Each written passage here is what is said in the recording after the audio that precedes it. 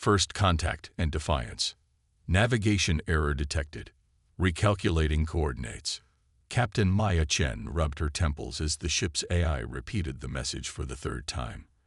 The ESS Horizon, humanity's newest deep space exploration vessel, had emerged from its jump with systems flashing warnings across every console. "Tell me something I don't already know." "Day," Maya muttered. She turned to her navigation officer. "Lieutenant Okafor, what happened to our carefully plotted course to the Cygnus Reach?" Okafor's fingers flew across holographic displays, his face illuminated by the blue glow. "Unknown, Captain. The jump calculations were triple-checked. Something interfered with our navigation matrix during transit." The bridge fell silent as the main viewscreen adjusted to their new surroundings. They found themselves in an unfamiliar system, a massive red giant star surrounded by planets that showed signs of extensive artificial modification. Most alarming were the structures orbiting the second planet, enormous geometric constructions that pulsed with energy. "Are those space stations?" asked Commander Jackson, the first officer, rising from his seat for a better look. Science Officer Dr. Ilara Voss shook her head, her expression grave. "Too big. Some of those structures are nearly the size of Earth's moon." The communications panel suddenly erupted with warning tones. Lieutenant Raya's eyes widened as she worked her station. "Captain, we're being scanned. Multiple directed energy signatures locking onto our position." "Shields up," Maya ordered immediately. "Tactical alert." "Too late," Rise reported. "They've already penetrated our systems. I've never seen anything cut through our defenses this easily." The view screen flickered, and an image materialized. The creature that appeared had a vaguely humanoid shape, tall and slender with 4 arms and skin that seemed to shift colors like oil on water. Its eyes were multifaceted, resembling those of an insect, but intelligent and calculating. When it spoke, its mouth didn't move. Instead, the words echoed directly in the minds of everyone aboard. "Unauthorized vessel, you have entered the sovereign space of the Zathari Imperium. Identify your species and surrender immediately." Maya straightened her uniform jacket and stepped forward. "This is Captain Maya Chen of the Earth Science Ship Horizon. We arrived in your territory by navigational error and meant no trespass. We are explorers from Earth, representing the United Human Systems." The alien's eyes narrowed slightly, their facets refracting light in hypnotic patterns. "Humans, your species designation is unknown to us. Your technological level is primitive. How did you achieve interstellar travel with such rudimentary systems?" The condescension in the alien's tone was unmistakable. Maya felt a flash of irritation, but kept her expression neutral. "We may not have your level of advancement, but we've managed just fine for the past century. If you'll allow us to depart, we'll trouble you no further." A sound like crystal chimes emanated from the alien. Laughter, Maya realized with a chill. "You misunderstand, human. The Zathari Imperium does not permit unauthorized species to wander freely. You have witnessed our domain. There are 2 options for such encounters: subjugation or elimination." The bridge crew exchanged glances. Maya's jaw tightened. "And if we refuse both options?" The alien's color shifted to a deep purple. "Impossible. Your vessel is already within our control net. Resistance would be futile and unwise." As if to demonstrate, the lights on the bridge dimmed momentarily, and several systems went offline before restoring themselves. "A small demonstration," the alien continued. "I am High Executor Zithral. You will surrender your vessel and prepare your crew for processing. Your species will make an interesting study before integration into our labor pools." Maya's mind raced. They were outmatched technologically, but something in her refused to simply hand over her crew to slavery or worse. "High Executor," she said carefully, "perhaps we could negotiate a diplomatic solution. Humanity has much to offer through peaceful exchange." "The Imperium does not negotiate with lesser species," Zithral replied dismissively. "You have 30 of your Earth minutes to prepare for boarding. Any resistance will result in immediate termination. The communication ended abruptly, leaving the bridge in stunned silence. Orders, Captain. Commander Jackson asked quietly. Maya turned to face her crew. We're not surrendering. With all due respect, Captain, Dr. Voss interjected. Their technology appears centuries beyond ours. We can't fight them. Who said anything about fighting? Maya replied, a determined gleam in her eye. Haida. Access all historical records on asymmetric warfare tactics. Lieutenant Rice, how deeply did their scan penetrate our systems? They accessed our general databases, but didn't break through the military-grade firewalls, Rice reported. Good. That means they don't know everything about us. Maya turned to her tactical officer. Lieutenant Karev, what's our weapons status? The tactical officer consulted his panel. All systems operational, but based on their shield readings, our weapons would barely scratch them. We don't need to destroy them. We just need to surprise them. Maya activated the ship-wide communication. All hands, this is the captain. We've encountered an advanced alien empire called the Zathvari, and they've demanded our surrender. Instead, we're going to show them that humans don't bow easily to tyrants. Prepare for Emergency Protocol Prometheus. Protocol Prometheus was a last resort measure designed for situations where conventional tactics would fail.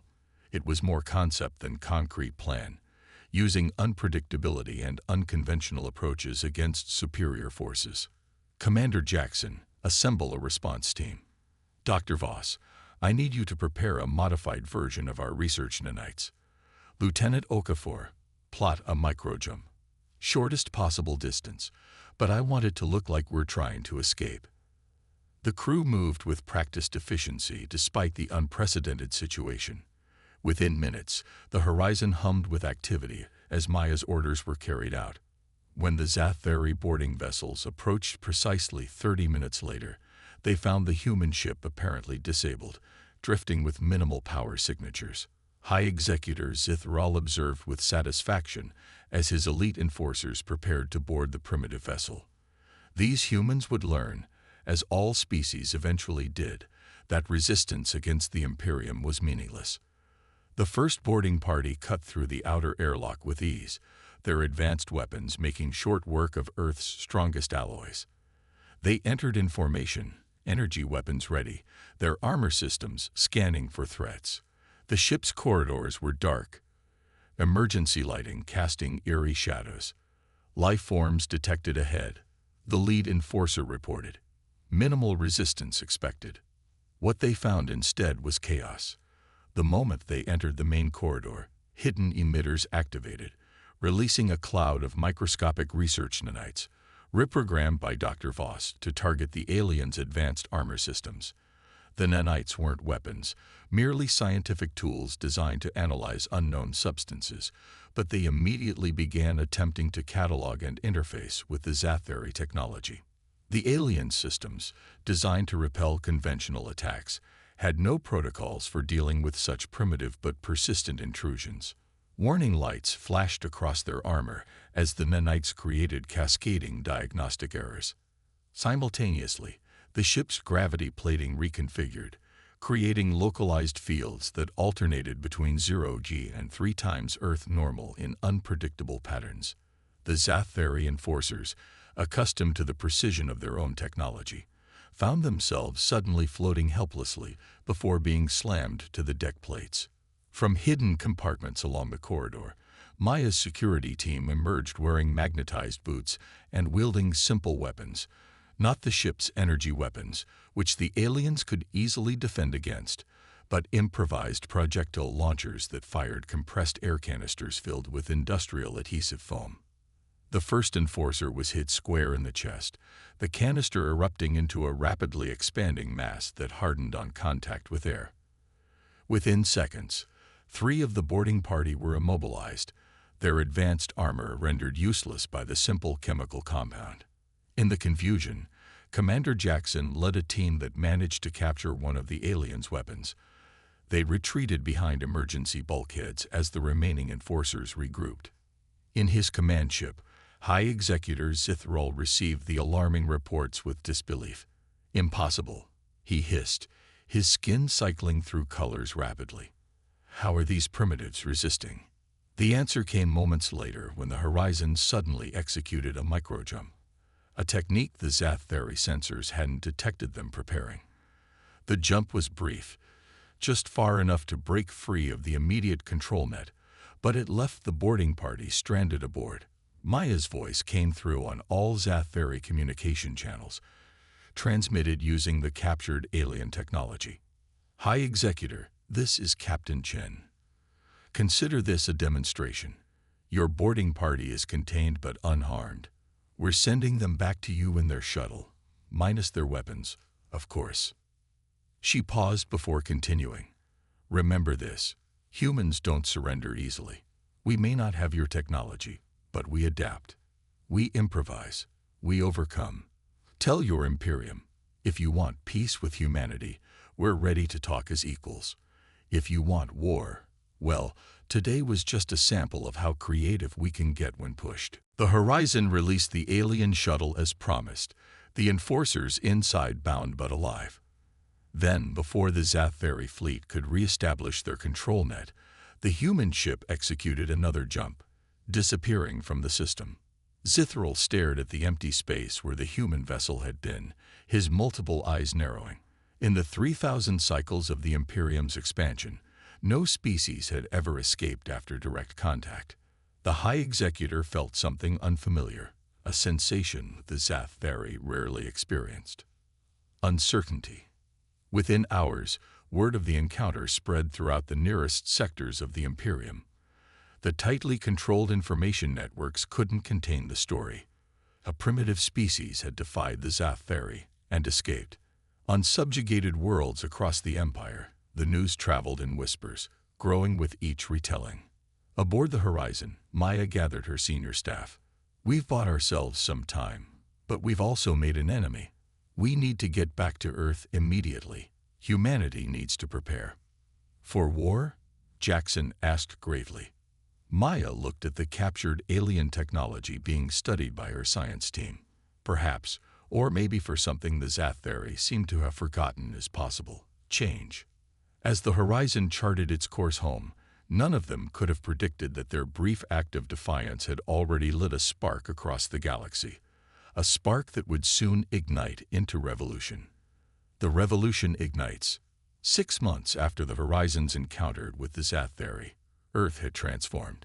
The once peaceful scientific outpost of Lunar Base Alpha now bristled with defense platforms. Mars colonies had converted their mining operations to produce military vessels. Every human settlement from Mercury to the Kuiper Belt was preparing for the inevitable confrontation. Maya Chen, now promoted to Admiral, stood before the United Human Systems Security Council, concluding her briefing. The captured Zathari technology has given us significant insights, but we remain technologically outmatched, she explained. However, we've developed countermeasures based on what we learned during our encounter. Our strength isn't in matching their firepower, it's in our unpredictability. General Santos, the grizzled head of Earth Defense, scowled. Unpredictability won't stop a plasma bombardment, Admiral. No, Maya agreed, but it might prevent one from happening in the first place. She activated a holographic display showing a star map. We've detected unusual communication patterns across these sectors. The Zathari Imperium isn't as stable as they want us to believe. Dr. Ilara Voss, now Earth's foremost expert on Zathari technology, stepped forward. The translator we developed from their communication systems has allowed us to intercept transmissions. The Imperium controls over 300 species across thousands of worlds. Most are subjugated through technological superiority and fear. Our encounter, and especially our escape, has become something of a legend. Council Chair Rodriguez leaned forward. You're saying our one ship has destabilized an interstellar empire? Not destabilized, Maya corrected. Not yet, but we've become a symbol. The Zathari maintain control partly through the perception of invincibility. We damaged that perception. The meeting was interrupted by an urgent alert. A wormhole signature had been detected near Jupiter, one matching Zath theory technology. But instead of the expected invasion fleet, a single ship emerged, broadcasting on all frequencies. The message was clear to the humans of Earth. I am Nethlar, former governor of the Calbers system. I seek asylum and offer alliance against the Imperium. The defection of Nethlar proved to be the first crack in the Imperium's facade. A high-ranking Zathari, he brought not only advanced technology but critical intelligence. The Imperium was rotting from within. Centuries of conquest had led to complacency. The ruling council had grown decadent, concerned more with luxury than governance. Subjugated species were kept compliant through technological suppression and cultural isolation, none knowing that others harbored the same resentments. Your defiance has spread like a contagion, Nethlar explained during the debriefing, his translucent skin shifting to thoughtful blues and greens. The recording of your escape was meant to be restricted, but copies have proliferated across the Empire. Many subject worlds now speak of the human method, using simplicity to counter complexity, courage to overcome fear. Within weeks, Earth became a nexus for the discontented. Representatives from a dozen species found their way to the Sol system, each bringing stories of Zathari oppression and offers of alliance. The most significant arrival was Krell, a massive reptilian being representing the Dormaki, once proud warriors reduced to manual labor by the Imperium. For 3 generations, my people have waited for this moment, Krell rumbled, standing nearly 9 feet tall in the council chamber. We have maintained our warrior traditions in secret. We have numbers. We have strength. What we lacked was hope, until humans showed that the Zathari could be defeated. Admiral Chen recognized the opportunity before them. We don't need to match their technology if we can unite their enemies. Operation Wildfire began as a coordinated campaign of rebellion across the Empire's outer systems. Human tactical advisors, transported in ships outfitted with Nethlar's stealth technology, made contact with resistance movements on dozens of worlds. They brought not advanced weapons but strategic innovation, guerrilla tactics, encrypted communication methods, and most importantly, the knowledge that they weren't fighting alone. On the Zathari throne world of Zath Prime, the Imperial Council watched with mounting alarm as system after system reported disturbances. Their response was predictably overwhelming. Massive fleet deployments to crush the uprisings. But the rebels, following human tactical doctrine, rarely engaged directly. They struck at supply lines, communication relays, and control centers before disappearing. High Executor Zithral, now the Imperium's military commander, recognized the pattern. These tactics bear the mark of the humans, he told the council. They spread like a virus, infecting our subjects with dangerous ideas. Then we must excise this infection at its source, declared the sovereign imperator, the ultimate authority of the Zathari. Assemble the Grand Armada. We will obliterate the human homeworld as an example to all. The Zathari Grand Armada, comprising over 1,000 capital ships, emerged from worm space at the edge of the Sol system 1 Earth year after the Horizon's first contact.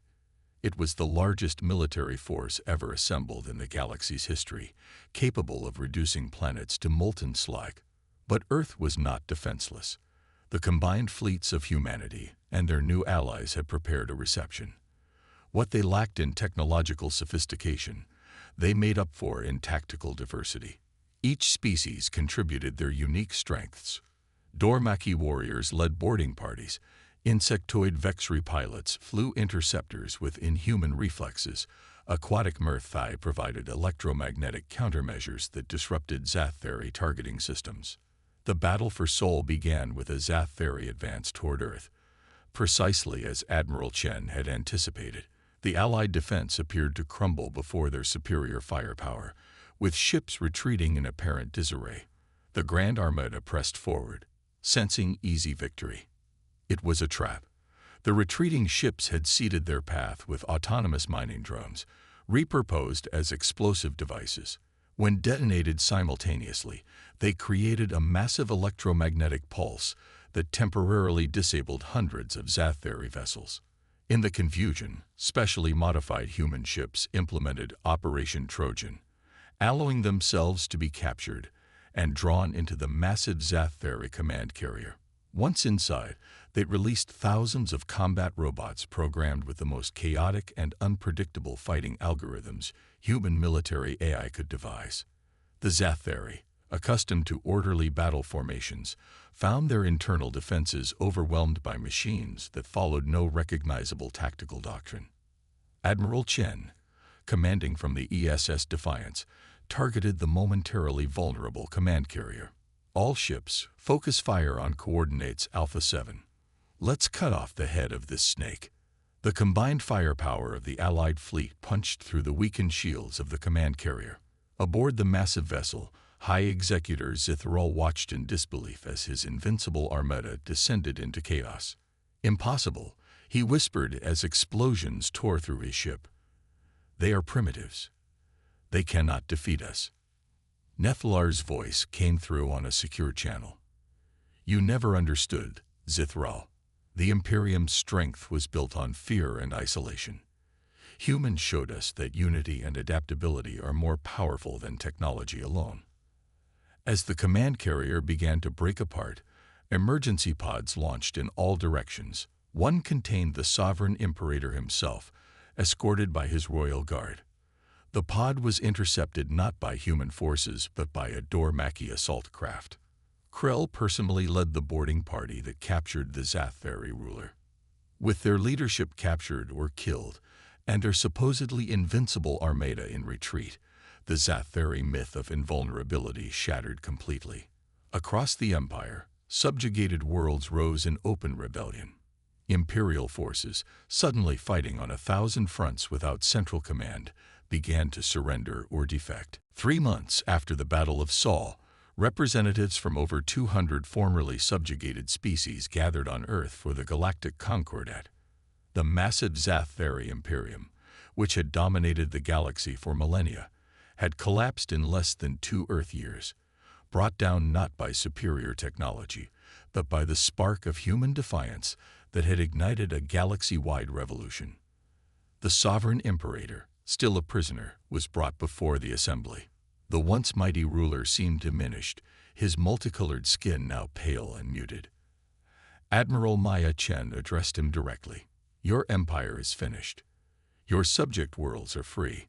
What remains of your species will be confined to your homeworld until you learn to coexist peacefully with others." The Imperator's faceted eyes regarded her with a mixture of hatred and incomprehension. How did primitives defeat the greatest civilization in galactic history? Maya smiled slightly. "Because true civilization isn't measured by technological advancement or military might. It's measured by how you treat others. The Zathari built an empire on subjugation and fear. We built an alliance on respect and freedom. In the end, people will always fight harder for freedom than they will from fear." As the new Galactic Concordat took shape, with humans serving not as conquerors, but as mediators among the formerly oppressed species, stories spread across the stars. They told of how a single human ship, outmatched and outnumbered, had stood against an empire, and how that small act of defiance had changed the course of galactic history. On distant worlds, in languages humans had never heard, they'd whispered the story. How humans took a wrong turn and accidentally overthrew an empire. How a species the Zathari dismissed as primitive had proven that courage, adaptability, and cooperation were the true measures of advancement. And throughout the galaxy, the legend grew. When tyranny seems invincible, remember the humans. Remember that even the mightiest empire can fall when the spark of freedom ignites.